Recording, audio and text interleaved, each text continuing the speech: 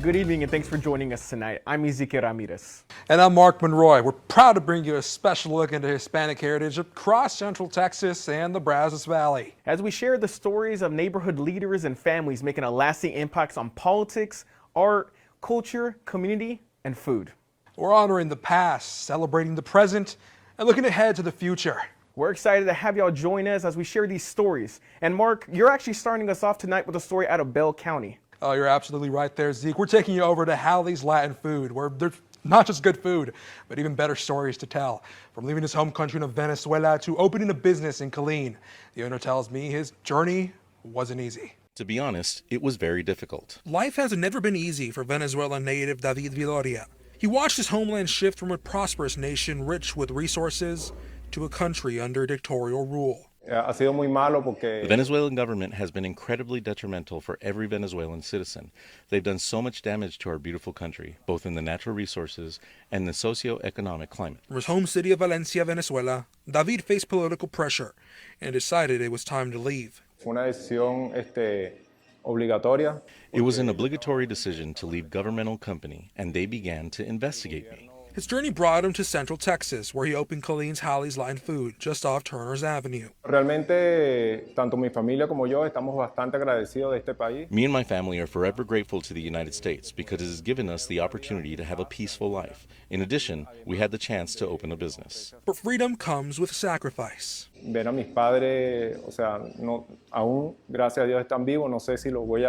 While my parents are alive and well, I don't know if I'm going to be able to see them ever again, and that has been the most difficult for me and my wife. Despite that pain, David and his family are moving forward, one step at a time. Life isn't handed to us, but it's the strength to always believe and to always be confident in God, because the path will be laid out in His favor. In honor of Hispanic Heritage Month, I've also put up a version of this story fully in Spanish over on our website. From one story of resilience and strength to another, our Heather Healy visited Central Texas College, where a teacher went from hardly speaking English at all to becoming a school leader. I'm Heather Healy reporting in your neighborhood of Killeen. I'm at Central Texas College, where there's a director here that's doing way more than just teaching. She's inspiring others to go for their dreams, the American dream here in Central Texas. Tell me what happened in that chapter. Who are the characters? Elizabeth Borgos tells me in the beginning, her road to education was not the most clear. I started as a substitute teacher, which is something that I have never done before because I came from working in an office. Office administration was my background more than 25 years. So I started so I had to reinvent myself, and I started as a substitute teacher. Then I was hired to be a special ed teacher aide. I did that for 2 years. She came to Texas in 2010 from Puerto Rico to start a better life for her and her family. I spent 6 months trying to find a job. English wasn't that good. So it was hard to go into interviews, and I knew that I knew how to do the job. It's just I couldn't communicate it well. So I enrolled in adult education in 2011. She enrolled in the adult education program at Central Texas College, then started reading and studying every day to improve her English. All her hard work leading to the start of her career journey at Killeen ISD. I applied. I was called 3 times before I decided to come to the interview. And yes, I was like, I don't want to. But then I came, and Lorraine Juarez, who was my supervisor until 2 years ago, she interviewed me. They hired me on the spot. Now the director of the Adult Education and Literacy Department at CTC, she's proud of her Hispanic roots and how far she's come. I work hard, and I know that when I was teaching, I used to tell my students all the time, it's difficult, but you can do it. It's just having your heart and having your mind and your goals. Where do you want to go? Elizabeth never thought that she would be a director, but she is so grateful for the opportunity and the hard work it took to get here. She's inspiring others to go for your dreams because you're way more capable than what you think. Reporting here at Central Texas College in Killeen, I'm Heather Healy. Rappaport Academy students and families came together last month to celebrate Hispanic Heritage Month. The event featured colorful art and projects from pre-K through 12th grade, and a beautiful quinceañera promenade by high school students. A Rappaport dad served up tacos for dinner, while another family volunteered to do hair and makeup for the girls, all free of charge. I'm Tyler Dupnick, your neighborhood reporter at Texas A&M University. I'm outside Rudder Tower on campus, where I sat down with students in the Mexican Student Association at A&M. It's an organization that has been around for 50 years to support Hispanic culture. Just knowing that our culture and representation on campus is living on so long now that it's really motivating and inspiring. Texas A&M University is home to more than 1,300 student organizations, including the Mexican Student Association. We've grown so much from past years. MSA has more than 800 members, making it one of the largest at A&M. It was like the community I was looking for at A&M. I just came in straight for academics, and then I was like, no, I need, to have that familiarity here. Adeline Palacios and Abigail Gonzalez are leaders in MSA, helping to put on events that range from cultural and social to sports and outreach. It goes way beyond here, their time, and getting that professional development as well as that social development, that's our main goal through all of these events. I also sat down with Ashley Rios, who serves as an advisor with MSA in her 5th year with the organization. I was able to find my group. I found all my friends. Those friends turned into lifelong friends, and I am so grateful for that. Within a student body of around 80,000, MSA helps keep Hispanic heritage strong. Make sure that you remember your past and where you come from, and that you're not alone on this campus. Right. That MSA is your home away from home. And after 5 decades on campus, there are no signs of slowing down. When you think about Hispanic heritage, I guess, what comes to mind to you, and then how MSA kind of fits into that history? When I think of Hispanic heritage, I think of the food, the music, the family gatherings, just those special parties even. So we want to create those same experiences here and create those communities around those experiences. Gonzalez tells me that being a part of MSA is more than just an organization. It's about having representation and being here with other Aggies that come from similar backgrounds. They intend to keep that going for generations to come. At Texas A&M University, I'm your neighborhood reporter, Tyler Dupnick. In Waco, the Cesar Chavez Neighborhood Association unveiled a new mural celebrating Hispanic heritage. The artwork, created by renowned artist Jesus Rivera, was revealed at the South Waco Community Center. The mural honors more than 30 influential Mexican and Chicano leaders who shaped Texas through art, business, public service, and social causes. After the ceremony, the Neighborhood Association hosted a lively community celebration with music, food, and desserts. To wrap up this first part of our special, we head to the old Floyd Casey Stadium, where the city recently broke ground on a brand new park. But it's not just any park. It honors the former Hispanic councilwoman, Alice Rodriguez. For Rosa Rodriguez of Casa de Bendición Market and Lidia Duran, the city of Waco's latest project is more than just a park. It's a symbol of community and Hispanic heritage. Muy emocionada y me siento feliz a escuchar esto. I feel very emotional and happy knowing that it is a Latina name because Latinos make the difference here in Waco. The new 30-acre Alice Martinez Rodriguez Park will rise on the former Floyd Casey Stadium site, a $25 million capital improvement project. It'll feature trails, pavilions, athletic facilities, and a heritage trail. Es bien bonito ver que hay mucha comunidad hispana. It's so beautiful that there is a big Hispanic community and that they're making a park for everybody. Both Hispanic women tell me naming the park after a Latina leader adds even greater meaning. Que venga de una persona hispana. The fact that the name is from a Latina woman makes me feel a great sense of Mexican Hispanic pride. Agradecemos a Dios por la oportunidad que está dando esta ciudad de Waco. I thank God that the city of Waco is bringing us this project, especially since Hispanic Heritage Month is coming up. City leaders expect the completion of the park next fall. Until then, neighbors tell me they'll be watching closely as the vision for Alice Martinez Rodriguez Park takes shape.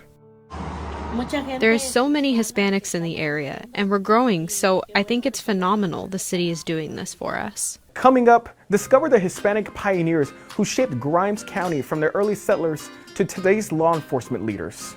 And stick around, it's more than just music and movement. It's centuries of culture stitched into every step and twirl.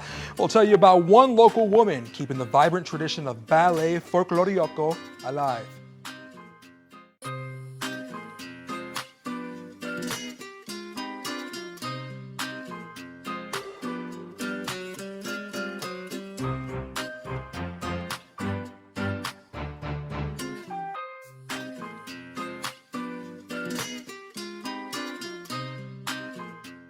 Let's head to Grimes County to shine a light on the lasting contributions of the Hispanic community there. Law enforcement and local journalism impacts from generations past show today. Our neighborhood reporter Kenny Graves has a story. I'm Kenny Graves, your Grimes County neighborhood reporter. I'm at historic Anderson Park, where the Historical Commission will hold the first ever Hispanic Heritage Festival to celebrate a prominent culture in our community's history. The population demographic in the county is 26% Hispanic. And so we do have a large Hispanic population here in Grimes County. Kathy Cave Wells is with Two Rivers Heritage Foundation and the Grimes County Historical Commission. She tells me the Areola family is one of the most important early Hispanic families in our area. They owned land here before Grimes County was settled. In fact, they often welcome travelers through the area. So the La Bahia Trail went right through the Areola land. And so they had a lot of the same people staying at their ranch on their way to Washington on the Brazos, just like the Van Thorpe Inn did, but they were coming more from the north.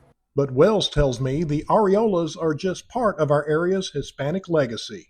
Sheriff Don Sowell also filled me in on the late John Martinez, a former deputy who went on to become chief of the Todd Mission Police Department. A very wise guy, had a lot of vision, very fine police officer. It was a pleasure to serve with him, and he was definitely a leader. Current Chief Deputy Martha Smith has also been an influential figure in our neighborhood. She's a trailblazer, if you will, for females and Hispanics in the field of law enforcement. There has also been significant impact made by Anna Casino Mize, the publisher of the Madisonville Meteor and the Navasota Examiner. We've seen her for years out there taking pictures, interviewing, and I'm glad we have her. Anna is the most loving, heartwarming, most hardworking, caring woman ever. The city of Temple celebrated Hispanic Heritage Month with its 4th annual ceremony in early October. Mayor Tim Davis presented a proclamation recognizing the month's importance, followed by remarks from local leaders and a lively mariachi performance. The event honored Hispanic culture and leadership that has shaped the community. I'm Dominique Lay, your neighborhood reporter in Temple. You've heard of salsa, cha-cha, and the cumbia. But I'm introducing you to one local group showing Central Texas a different style of dancing, ballet folklorico.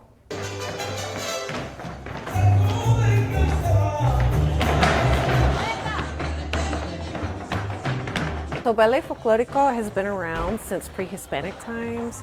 Ballet folklorico got started more than a century ago from the indigenous people of Mexico. Which not just the Aztecs and the Mayas that many people think, there's a big variety. So then you also had the influx of Spanish influences, African and also other countries over the decades, over the years that brought their own touch.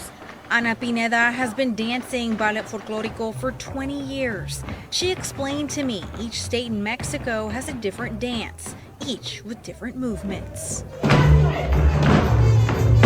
And different style of dress, each dress with color symbolic to who is wearing the dress and to the region. Now these we had made by a seamstress in Sinaloa. So this is dancers from the region of Sinaloa Costa. So they're pretty fun, upbeat, banda music. See, mine looked really like this. One of the dresses even reminded me of the one I wore when I danced years ago. This is Jalisco. Okay, yes, I think that's the one that I did then, Jalisco. Pineda says each song and dance she teaches is all about education and instilling pride to carry on the cultural heritage throughout generations. It feels really great knowing that at least things that brought me joy, just like you, so many years ago. I'm able to instill that in the kids, and it's great when they are looking to learn. They're asking me, well, show me the step again. Can we do this? Can we practice this? When they're asking me to go over things with them, that's where I get all the feels. Tierra Mestiza is a local nonprofit that performs across Central Texas at lots of different events, and they're always looking for dancers, men and women. If you're interested in joining, you can visit our website for details. Reporting in Temple, I'm Dominique Lay. Now, that's not all for tonight's Hispanic Heritage Month special. Some customers are so devoted to their favorite restaurant, they'll chase it across 3 different towns. The story behind an incredible following, next.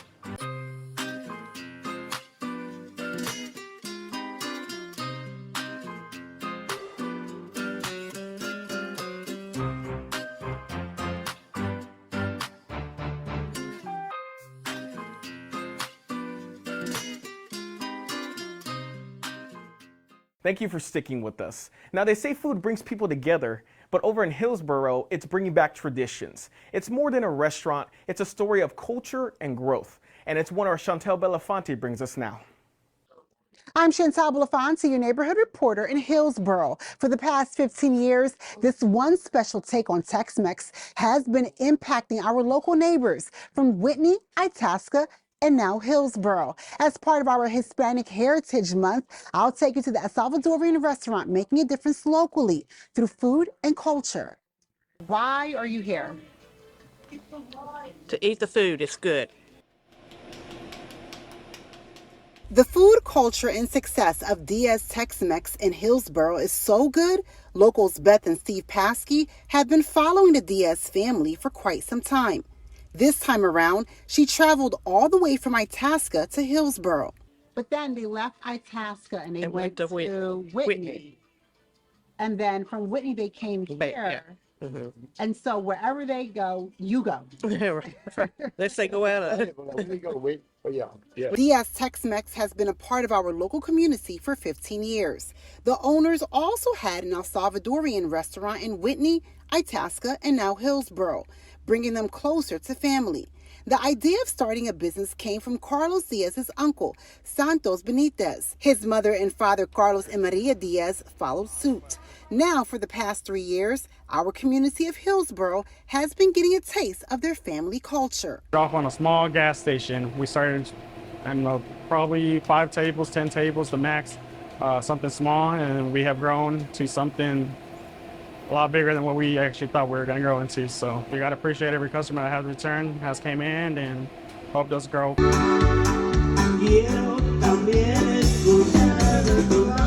Helping Diaz Tex-Mex grow is something the Paskeys don't seem to mind. But it's Carlos's mother who might have stolen the Paskeys' hearts. She always knew what we wanted when we come in. She could remember from each time.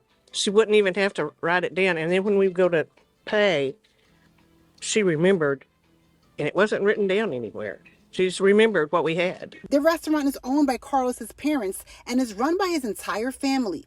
But there's a favorite dish in the house that may have contributed to the restaurant's success. The pupusas are a top selling plate, so they're one of the things that separates us with all the other restaurants. And whether Beth decides to order the pupusas or not, either way, she's coming back to Diaz Tex-Mex again.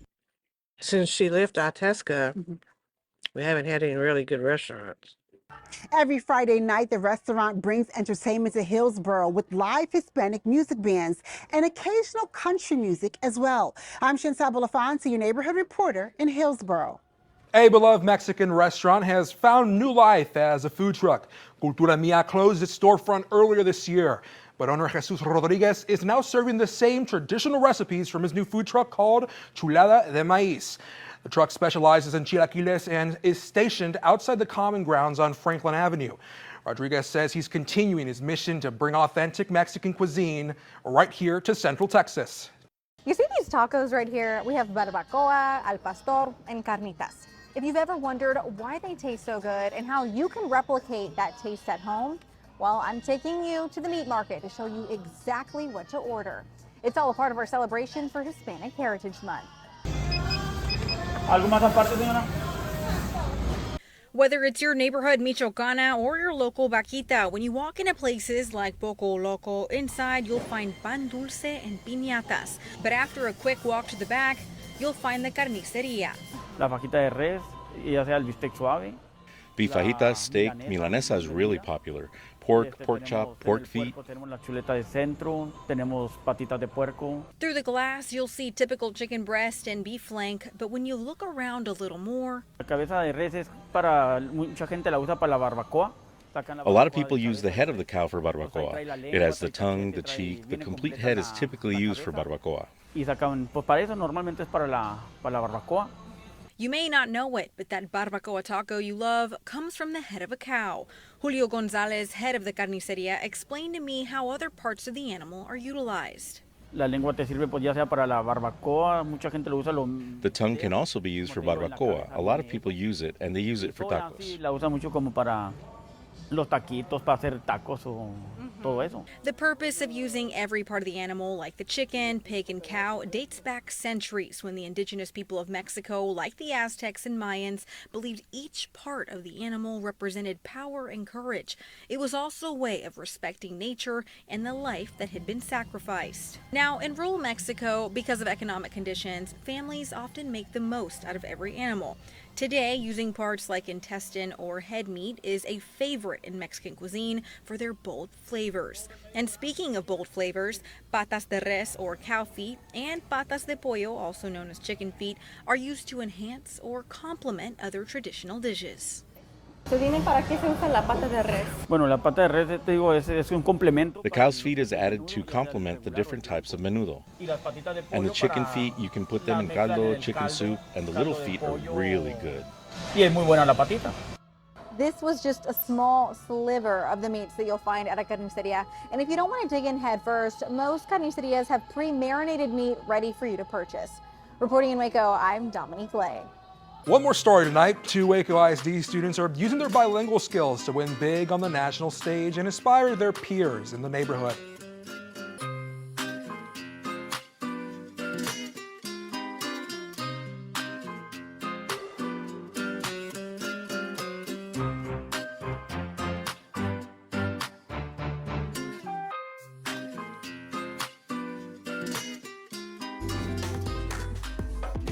Two Waco ISD students are making their community proud by earning first place on a national stage. But get this, their winning project entirely in Spanish.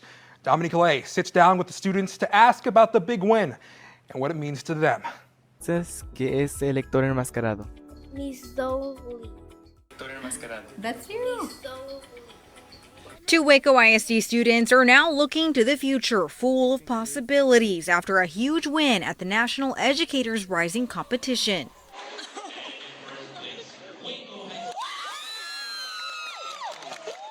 Saul Torres and Jessica Lara are both a part of Waco ISD's Future Educators Academy, a program offering students mentorship and experience in education. I think it's really a great experience for everybody that's interested in teaching because you get to feel like independent and get that responsibility. The 2 students secured first place after creating a video in Spanish to show what goes on in a Waco ISD school.